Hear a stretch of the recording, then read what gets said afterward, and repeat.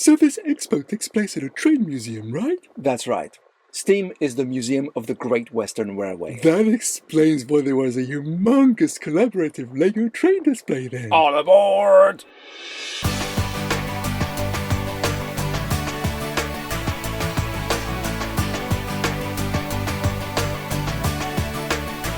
Hi, I'm Levi. I'm one of the members of the LUKR. We're a LEGO train club for fans of UK-built rolling stock. And this is our northern layout. So it's a collaborative layout built by about 8 people, I think, in total this weekend. There's over 200 metres of track in total around the whole thing. And we're just going to go around for a little tour, go through some of my favourite parts. Starting off in Brickhenge. So this was built by Richard, one of our members. Obviously, it's a play on Brickhenge. No, sorry, it's a play on Stonehenge. And Lego bricks. This is the southernmost part of the layout. Right. Everything else is based somewhere up north. I quite like the caveman chasing the dinosaur who's eaten most of somebody, should we say? Oh, that's pretty gruesome. Yeah, we like to have some things for the adults to spot that enjoy it. Moving on, this is our shed module. So we have a lot of engines that need storing throughout the day, and to keep it semi-realistic, we've got an engine shed. So we've got loads of different diesels here built and steam engines built by all of our different members. This is brand new for this show, so we spent a lot of time yesterday afternoon trying to build it all. So we got Joe's 50 moving there. Yeah, so we all build at different scales and sizes and regions, but all of these are motorized with LiPo batteries from remote control cars, Right. as they're easier to charge up and they'll last a lot longer. Moving on, we get to Brickley. This was built by Shane, one of our bigger contributors to the layouts. This is based off Rothley at the Great Central Railway, and it also has a goods yard that we've got to see here. So whenever we get bored of going round and round, we do a bit of shunting and swapping the That's freight. not Lego, this, is it? No, so Shane is a big fan of whatever sweet wrapper that is. He's a tanker man. He's got over 24 tankers in different colours. So he's building one of every colour at the moment. And every time LEGO bring out a new part, he checks to see if it fits into a tanker model, see if he can get another brick done.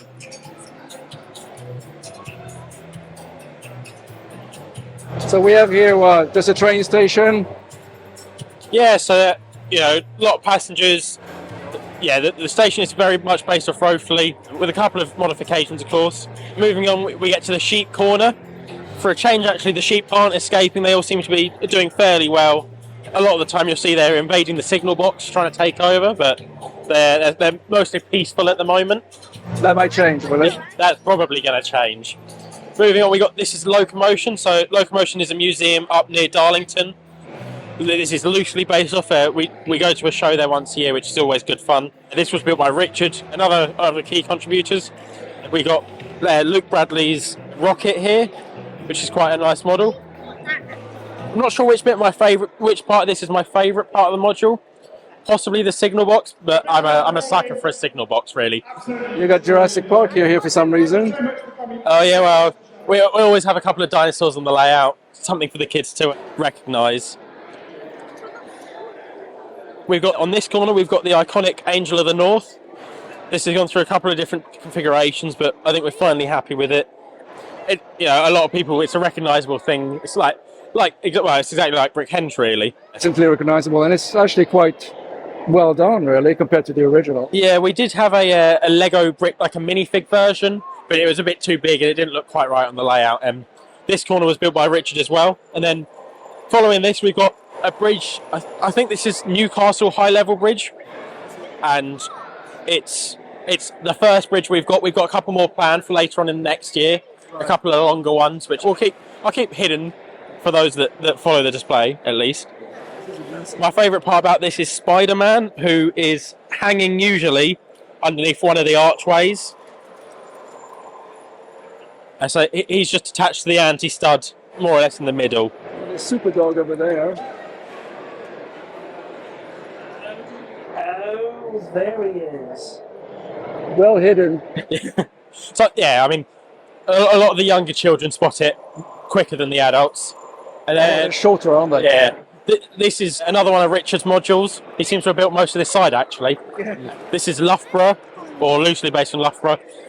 We were finding that where every show we go with a slightly bigger layout, we were running out of modules. So this was whipped up in fairly quick speed. This is what we consider a half module, as it's only 64 studs deep. It's a couple of things need improving on it, which he's working on, but I really like it. I quite like the platform detail. And then this module here is Jules' module. So this is his first time building for the layout. It's quite good fun. It's a colour factory, I believe. There's been a little bit of an accident. There seems to be a lot of pink escaping and heading downstream, unfortunately. Oh, and you've got some wild sheep here. Oh, we've decided to drink. Yes, they seem to be drinking the pink infected water. And getting fires for home or something? Yeah, pink sheep are a little more, bit more fiery. Since you haven't had an accident on this side. Yeah, it looks like we had a little accident. It happens a lot. We're known for our crashes these days. This is Rabbit Corner, or the beach section really, but there seem to be more rabbits at every show. They seem to be multiplying with great speed. How is that possible? I don't know. They just keep appearing. And then we're reaching the end now. This is the warehouse module. Two of our members do sort of Lego as a side business, so they kind of combine their names. And this is kind of just a squirrel factory. This is quite an important module though, because this crossover allows us to change tracks whenever needed. Or to have accidents. Or to have accidents, precisely.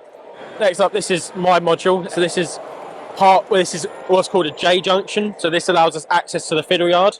So that's where we store everything that we're not using. Right. It's not out of sight, but it's out of the way. And it allows us to tinker as well.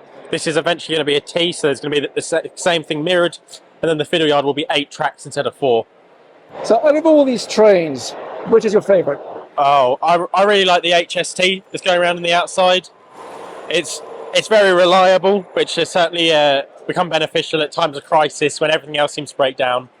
It's also got lights and sounds, which is really cool. I also really like the P2 that's sitting in the siding there. I'm not a massive fan of Northern stuff, but the P2 is one of my favourites. And this is a huge build though, and you say you want a bigger one. Yeah, so we call this configuration 9x5 because it's 5 metres wide by 9 long. Yeah. And at Manchester in February at Bricktastic, our plan is to go 10 by 10 metres. So it'll be a little longer and double the width. So we've got a lot to get built for then. But it's turning out to be, well, it's looking like it'll be a really good weekend.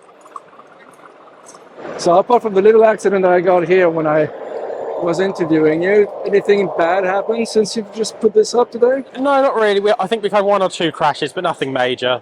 A couple of shows ago, we had the Azuma fly off the bridge, and it ended up teetering on the edge, and the little minifigure that was climbing up held it in place. That's probably the worst we've ever had.